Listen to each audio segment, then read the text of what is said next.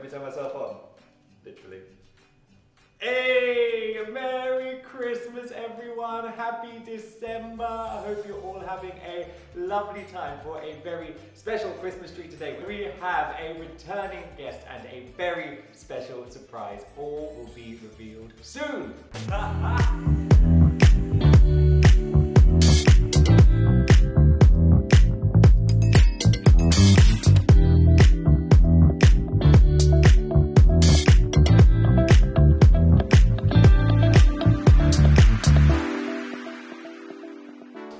Ladies and gentlemen, please welcome back Miss Jenni Greene. Mrs. I must call you Miss. Take whatever. It's all good. How are you? I'm alright. And we have an addition. We do. This is Layla. This is Layla. Miss Cranberry Joe. Say hey to the people. Oh, you're so cute. I can't. So obviously, we've had some changes in your life since the last interview. So we did. Those of you who haven't seen Jen's first interview, it was about. Layla's off. Don't worry, she's fine. She's so safe.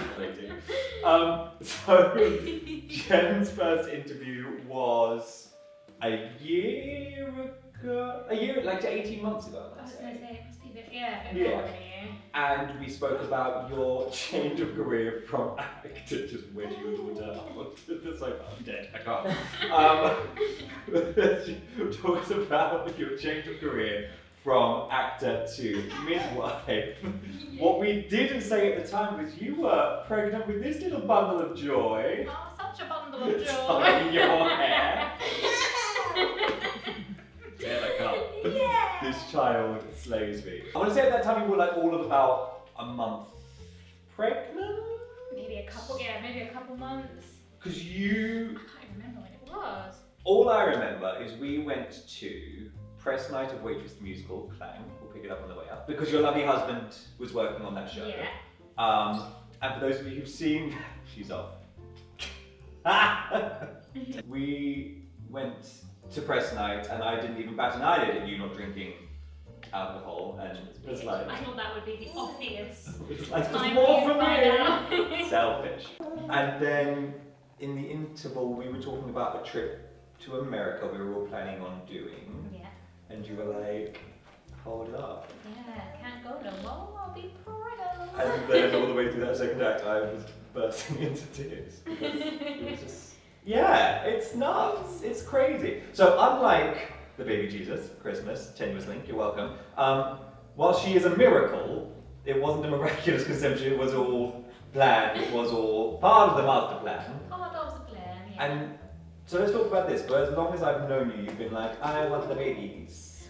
Yeah, I love babies, and I've always wanted a family. I think that's just always been an end goal, regardless of what else I was doing in life. And then, yeah, the timing just sort of worked out. So along came little Bean. Here she is. Here she is. Starting with the first interview. Yeah. Did your change in career alter your plan in any way, like in terms of timeline of when you were going to have Layla or any of that? No, I don't think so. I think in a sense it made it easier because I knew I was in a job where I would get maternity leave. Right. So that job security. Yes, whereas obviously a lot of people I know that are in the self-employed bracket don't necessarily get that, which I think is a bit shocking. Which we will come back to because I feel like that's also relevant to some changes that are happening at the moment, but we'll get there. Talk to me about being pregnant. How did you find it? Parts of it I loved, other parts were not so grand. What didn't you love and what did you love? Give Didn't me a love- one high low. The low but bog standard low of feeling a bit rubbish, but to be expected. And then the high was when you felt fine and you were like, this is cool, I'm pregnant, this is Great awesome. child. Yeah. Where with you being a midwife, did you feel like you knew more what was coming, or are you like nothing? Oh no, I felt very fortunate in the sense to be very prepared in that way. I know a lot of midwives Prepared is who... the word I was looking for. Thank you, Yeah. carry on. Yeah, it's good. I know a lot of midwives who found it almost anxiety inducing because they felt they knew too much, so they were constantly waiting for the bad stuff to happen, the high risk elements to appear in their pregnancy, so they had a worse time of it. But I'm quite a laid back person, so I found the knowledge helpful just to have it in the background and to be able to then tell Ricky what to expect a little bit. Ricky's Jenny's husband. Hi, Ricky. Sorry, yeah. I don't think you know this is happening. Hi! Love you. Two questions that came from what you said. One is more of an observation. I feel like from my point of view of your pregnancy, granted, I was away for most of it, which was never the intention, I'm so sorry. But your thing about the knowledge, it kind of felt like you knew what risks were. How's that shoe tasting, Layla? You knew what the risks were at various points, but you kind of just took it all into your stride and were like, I can't control all these things. Yeah. I mean, don't get me wrong, I did feel like it gave me a new perspective in the sense of being a self-proclaimed laid-back person. I was shocked at how anxious I did feel, especially in those first 3 months, because they take a long time to go past. Yeah. And I was always, as a midwife, quite blasé about meeting a woman for the first time and just being like, cool, how are you? Congratulations, this is amazing. And I really feel like actually I should have been like, how are you? Are you fine? All right? Because actually, the stress that you feel about constantly thinking something might go wrong, in those first 3 months, I did feel that. The rest of the pregnancy, I felt like, once that had passed, I was like, cool. So yeah, I think that was my bit that I took on from it as well, in terms of what I'm like, yeah. Because I'm tight. Yeah, the different aspects of it and stuff like that, and what to take on to my next practice part. When you said you felt as bad as was expected, do you feel there is a pressure? I feel there is, but I'm mad, I don't know anything about this. Do you feel there is a pressure on women, regardless, but particularly in pregnancy? It's kind of been glamorized a little bit. It's kind of be like, it's fine, I'm carrying a child, life is great. Where it's actually like, I feel like I'm going to bomb 24/7. Yeah, I mean, I got really, really pissed off in the last part of my pregnancy. I just finished work. I felt so rubbish because when I was at work, sometimes I was on my feet for 12 hours, heavily pregnant. It made everything so swollen. My feet were huge. And I was literally looking at these social media posts of people who were in the same sort of stage as I was, wearing heels. I could literally barely fit anything bar flip-flops on my feet. And I was like, how are these women able to do that? Whereas I feel so gross, I feel like, yeah, I did not feel in any way like the glowing pregnancy part happened maybe earlier on in the pregnancy when I was a more normal pregnant size, and to the end of it, it was not there for me. Whereas for some other people, and I still see them now, they're sort of dressed up to the nines and they look amazing, and I'm so glad for them, don't get me wrong. I think they should still be putting that out there because that's their life and that's how they are, and it's great for them. But it's like you don't have to do that, not everyone can. You don't have to be that way, and I think that's what sometimes, social media particularly makes everyone feel like they should be like that. Yeah. And I think you can be that way, or you can be on the sofa 24/7 in a dressing gown, maybe wearing socks that fit you, and I think that's also really great. Was Layla slightly overdue, or did I make that up? No, she came the one day before her due date. That was it. But you were very. I was done. You were done. Okay, I didn't want to say that. I didn't want to put that on you. Like, oh my God. Future Layla watching this, we love you. Yeah. But you were done with pregnant. I was done, so I knew that from 37 weeks is when she's, when you're technically, sorry, getting totally off. 37 weeks is technically when you're safe to deliver, so that's when you're considered full term. And from that moment on, I was like, 36 weeks, let's go, I'm ready.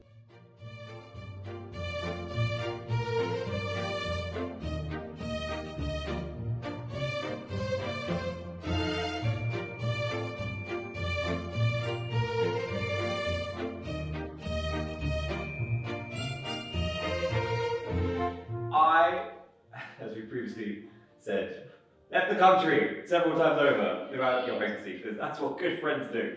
Although, side note, I do remember we had one catch up when you were like all the pregnant, and we went to the co-op, and I laughed at you because you were just, pregnant women walking is really funny. Like, it was like you were just so, I can't. Anyway, so then I was on a flight back from Florida. I'd stopped over somewhere, I don't know, for a really long time, and I got lovely messages saying, look who's come to join the world, and that was you, Layla. She's like, I know, I'm adorable.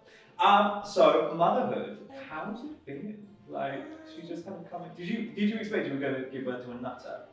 I was warned I might because the husband apparently was a nutter as a child. Still so, is. Yeah, still is it. So I was slightly prepared, but there was no preparation really. Can anything ever prepare you? That is always my question. I think genuinely, if mums and dads told, what is it called up there? Told people exactly what raising a child is, no one would help. So You've got one, it's just too bad. it's a lot. I mean, there is a lot of amazingness, obviously, but yeah, there's a lot of tough times, and not helped by a lockdown situation we've been in. Although I still feel there's people that are a lot worse off. We were obviously not in lockdown for the first 4 months of her life, so a lot of people were able to meet her and all that kind of stuff. Whereas I know people that have had babies since then, and they just haven't even been able to like go see friends and family and that kind of stuff, which I think would be awful. But it's been a very concentrated time of being mainly at home, only being able to go out to things like the park and stuff instead of being able to do anything much more exciting. Would you say that motherhood is as you expected it to be? Or are you just like, on no level could I ever expect it to be like this? I don't know. I guess walking backwards. I guess there's elements of it that maybe yes, but again there's elements that you just can't be prepared for. Sorry, it's one of the trick ones. What would you say? So dead. Would you say, as we did with pregnancy, is there a, I want to say, is there a high point and a low point, or is low point not the right, a tougher thing? Let's just say something you love, something that's trickier. I think obvious tough points at the beginning. I think the first 3 months of her life were probably the hardest in a sense for me, just because it's not only are you absolutely shattered, exhausted, not getting sleep, but for me it was a huge like, wow, my life has really changed now. Yeah. It took a lot of like self-reflection in a weird way of like watching people go about their daily business and be like, I can't go about my daily business anymore. My daily business has changed. Yeah. If I want to leave the house, it takes about half an hour to get organised to leave the house, and I need to make sure that she's fed, she's changed, she's whatever. Before I do that, I'm thinking that she'll probably need feeding and changing when I'm out as well. Whereas, watching, let's say my husband even just walked to work, I was insanely jealous. Like, you literally just left the house. How dare you leave But me? you left the house and that was you done. And I'd be like, this is my life now. I'm stuck here pandering to this lovely, gorgeous thing. And the first 3 months, they are so reliant on you, and they don't offer you anything in return. There's no smiles, there's nothing to even make you go like, okay, this is working. Or she likes it's working. me. It's fine. just like, you don't even know if she likes me. You don't know if she cares that I'm putting my life on hold for her. And then they start getting a bit of personality, and then you just feel like, That's when you're like, this is a high point. yeah. But then it obviously brings new challenges of having enough energy. Yeah. I do remember coming to, I think in between trips, I want to say, came and visited you and had like, I thought she'd only been home like 2 days, but walking, this is said with love, walking into your house, it felt, the only thing I can describe it as, it felt like a bomb had gone off. And that's not, it was, your house is very clean, you have always been a very tidy person. But like just the energy was like something is different. Yeah. It was fascinating. Yeah. I mean, yeah. There's so many high points. There's so many, but then it is tough. Yeah. And I think as well, like depending on who takes on the role of more being at home, which can be anyone nowadays, rightly so. But I think that person just you end up with so much to do every day, even if it is just keeping this one entertained, and then you're like, woo! And alive. Yes, and alive. Perfect. Not hitting your head on the concrete floor. Predominantly. So in terms of future for you guys, I want to say this comes off actually a conversation I had with Ricky. Ricky, I hope you don't mind me quoting you, but he previously worked in the theatre industry, has now changed job to something a bit more with a bit more regular income, and he said that particularly since Layla came along, the priorities have kind of had to change. Yeah. So what does it look like for you guys? Yeah. Woo! Yeah, his job has completely changed, whereas now mine is almost the same as before.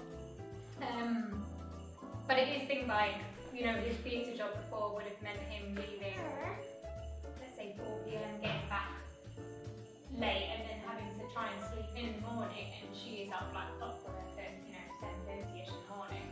So that would then mean that I would have to be doing all the morning bits. He would miss out on that. He would only really be up and around to play with her for a little bit before we went to work. And then also it's a 6-day-a-week type job, isn't it? So just stop staging us, it's fine. you mainly just get sort of the one day off. Whereas now he's got the weekend off, he's got 2 days off, and he's got every evening free to have time with her. And you guys are moving.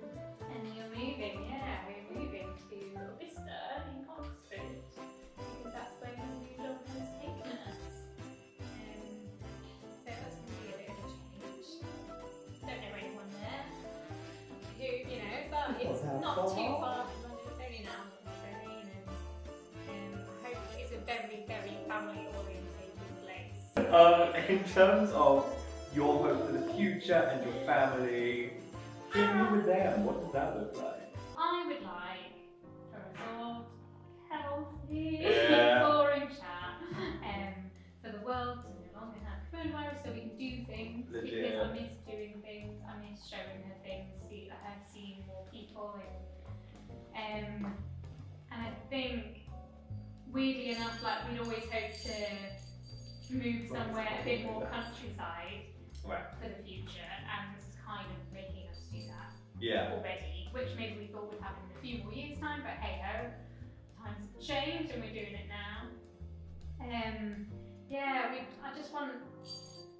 I love London, but I want a life for Layla and potentially any others we have to be a little bit more, you can walk to school on your own maybe when you're that, a certain age, instead of having to get on a bus or, things like that.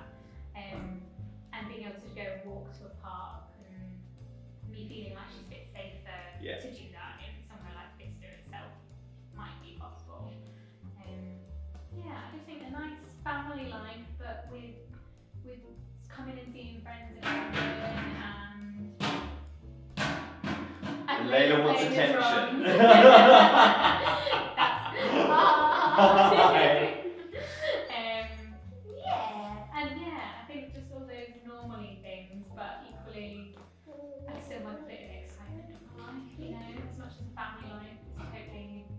What I would love, I would also love some other exciting things to happen.